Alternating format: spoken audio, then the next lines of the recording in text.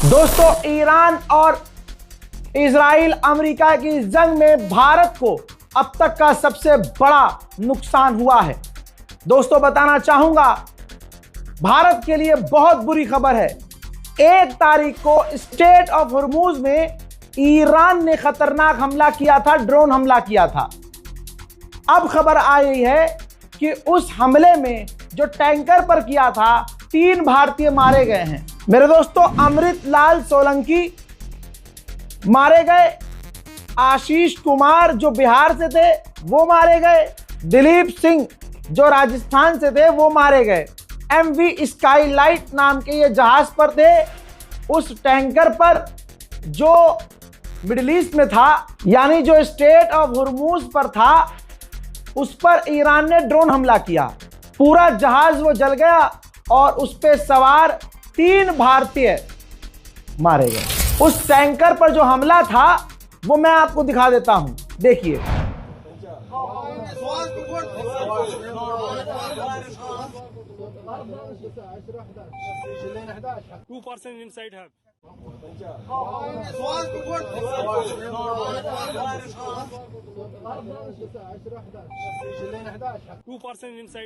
अल्लाह Akbar. Iran ने drone हमला tanker पर किया और जो 3 भारतीय मारे गए, हम इसकी अपने पूरे चैनल के द्वारा निंदा करते हैं। कम से कम ये चीज देखी जाए कि आपका दोस्त कौन है, आपका साथी कौन है। अब इससे चीजें और खराब होंगी, भारत के अंधभक्तों को और मौका मिलेगा और अब यहां से एक नई कहानी शुरू होगी। अभी जब अंधभक्तों का मुंह बंद होना शुरू हुआ था, अब उनको मौका मिल जाएगा कि लो जी, ईरान ने हमारे 3 लोगों को मार दिया। वो बात अलग है कि स्ट्रेट ऑफ हॉर्मूज बंद था तो ये टैंकर वहां क्यों था। ठीक, अब ये भी सवाल है कि जो अभी कुछ दिन पहले इजराइल ने वैकेंसीज निकाली थी बहुत सारी, जिसमें लाखों भारतीय मजदूर रोजगार के लिए वहां चले गए थे, अब वो भी तो बेचारे फंस गए हैं। मिडिल ईस्ट में जो भी भारतीय फंसा है, मैं माननीय प्रधानमंत्री मोदी से गुजारिश करूंगा कि सबको एयरलिफ्ट करके जंग रुकवा दी जाए। जैसे आप तो जंग रुकवा ही देते हैं, तो जंग रुकवाएं, कुछ दिन के लिए पॉज करवाएं या कुछ घंटों के लिए, और फिर तमाम मिडिल ईस्ट में फंसे हुए भारतीयों को, और जो भी वहां गया है इजराइल या जो भी अरब देशों में फंसा है, उनको वापस एयरलिफ्ट करके अपने वतन भारत माता के सीने में वापस लाया जाए। दोस्तों, ये जंग खतरनाक मोड़ पर जा चुकी है। बड़े सही कहते थे कि जंग से किसी का कोई फायदा नहीं है, जंग से नुकसान होता है, नुकसान हो रहा है। दोस्तों, बता दूं आपको, कुवैत पर जो अमेरिका का बेस है, ईरान की मिसाइल्स और ड्रोन वहां हिट हुए हैं और अमेरिका का बेस पूरी तरह से जलकर राख हो गया है।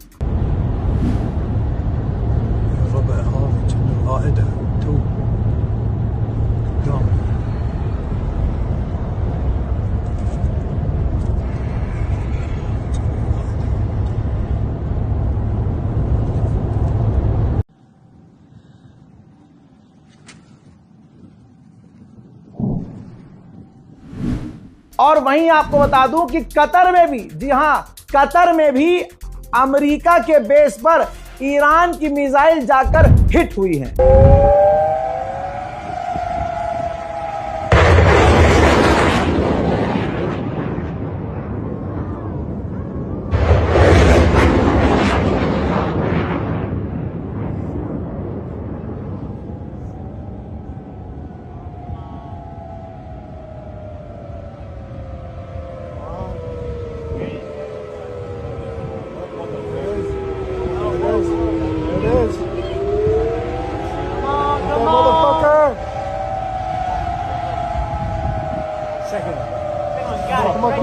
Come on.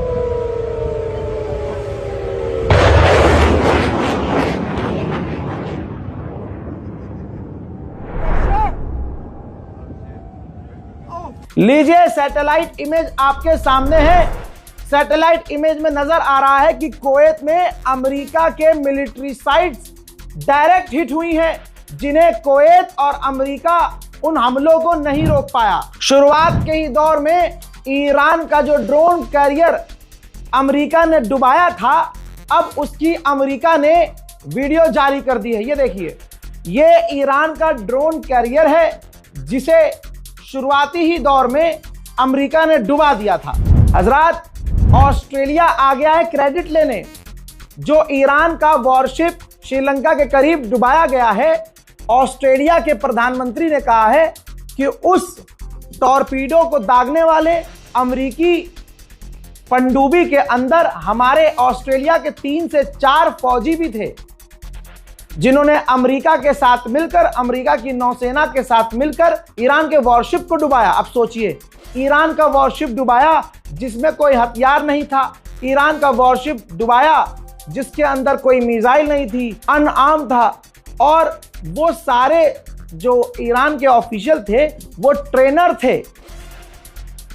बहरहाल, निहत्थे को मारकर गीदड़ ही अपने आप को शेर समझते हैं। मैंने आपको एक वीडियो में बताया था, उसकी एक क्लिप पूरी दुनिया में वायरल भी हुई, जिसमें मैंने कहा था कि अब मोदी जी भागेंगे फाफा के पास अपने और कहेंगे डोनाल्ड ट्रंप। हाँ, वो हो गया है। मोदी जी ने कहा था, गवर्नमेंट ने अमेरिका से पूछा था कि हम रूस से तेल ले सकते हैं क्या, तो रिपोर्ट ये आई है कि अमेरिका ने भारत को इजाजत दी है कि तुम अगले 30 दिन के लिए रूस से तेल ले सकते हो। तो अंधभक्तों के दादाजी ने परमिशन दे दी है। यह है मोदी सरकार, पूरी कंट्रोल्ड बाय यूएस और पूरी तरह से गुलामी करते हुए अंग्रेजों की। उधर ईरान के अंदर खतरनाक प्रदर्शन हो रहे हैं ईरान के समर्थन में, ईरान के खिलाफ नहीं। जी हां, अमेरिका इजराइल चाह रहे हैं कि ईरान के खिलाफ प्रदर्शन हो ईरान के अंदर, लेकिन ईरान के समर्थन में ईरान के लोग सड़क पर आ चुके हैं।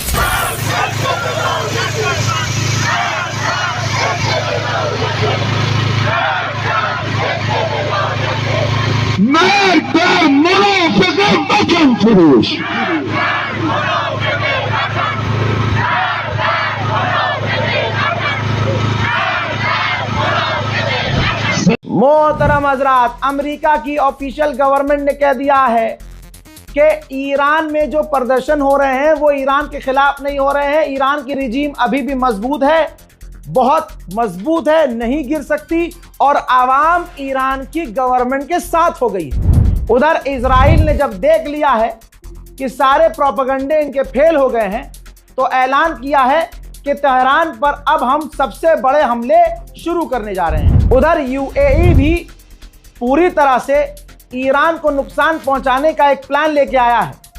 प्लान यह है कि मिडिल ईस्ट में, अरब देशों में जो ईरानी प्रॉपर्टीज हैं, यूएई सोच रहा है उसको सीज किया जाए, उसे नीलाम किया जाए, जिससे ईरान को सजा भी मिले और पैसा भी रिकवर हो। लीजिए, पहली बार दुश्मन ने माना है कि अमेरिका ने माना है कि हमारे 3 MQ-9 रीपर गिर गए हैं, जबकि मानते हैं ना आप, गिरे हैं कि गिराए गए हैं? दिमाग चलाइए। वहीं ईरान सुप्रीम लीडर को चुनने में समय लगा रहा है। ईरान को डर है कि अगर हम कोई नया सुप्रीम लीडर चुनेंगे तो अमेरिका, इजराइल उन्हें भी ना मार दे। डोनाल्ड ट्रंप ने कहा है कि हम ऐसा कोई सुप्रीम लीडर एक्सेप्ट नहीं करेंगे जो खामनाई की तरह हो, जिसकी वजह से 5 साल बाद दोबारा हमें जंग करनी पड़े। अमेरिका और इजराइल की धमकी के बाद लेबनान में मौजूद IRGC के ऑफिशियल्स लेबनान छोड़ रहे हैं। चीजें बिगड़ चुकी हैं। सबसे बड़ा झटका हमारे लिए यह है कि 3 भारतीय मारे गए हैं, लेकिन कहीं अंधभक्त प्रोपेगेंडा न चलाने लगे तो बता दूं, रशिया के अंदर दर्जनों भारतीय रूस की सेना में जबरदस्ती शामिल करके यूक्रेन से लड़वाए गए और बेचारे मारे गए।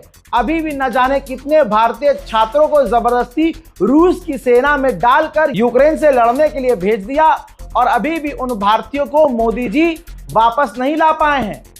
तो प्रोपेगेंडा पहले वाला भी फेल हुआ कि फाफा ने जंग रुकवा दी थी।